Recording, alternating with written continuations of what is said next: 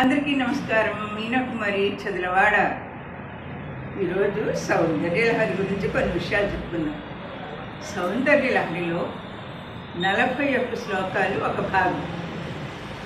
దీన్ని ఆనందలహరి అని అంటారు. 59 శ్లోకాలు రెండో భాగం. దీన్ని సౌందర్యలహరి అంటారు. సౌందర్యం అంటే చైతన్యం, లహరి అంటే ప్రవాహం. శివుడు శక్తి అవిభాజ్యం, వీటిని విడదీయలేం. శివశక్తైక రూపిణి అంటారు దీన్ని. ఆనందం, అందం రెండు కలిసే ఉంటాయి. అందుకే శివానందలహరి అంటారు. శివునిలో ఐక్యం కలిగిన శక్తిని శ్రీమాత్రే నమః అంటారు. సౌందర్యలహరిలో మొదటి శ్లోకం చెప్తాను.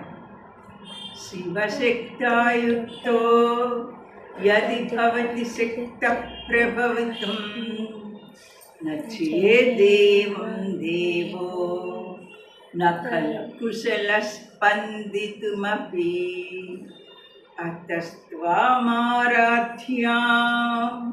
హరిహర విరంధ్యాధివిరపి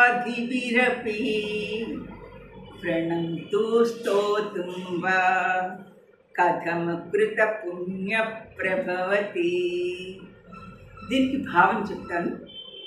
శివుడు అమ్మవారితో కలిసి ఉన్నప్పుడే ఈ సృష్టి స్థితి లయలకు సమర్థుడవుతాడు.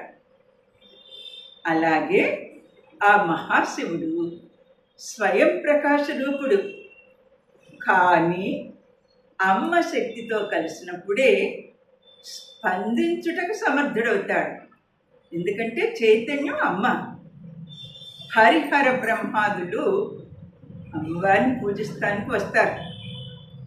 నేను ఎంతో పుణ్యం చేసుకోబట్టి ఆ పుణ్య సంపద ఉంది కనుక ఈ సౌందర్యలహరిని చదవగలుగుతున్నాను. నా వీడియో మీకు నచ్చినట్లయితే please like, share and subscribe. Meena Kumari Chadalavada.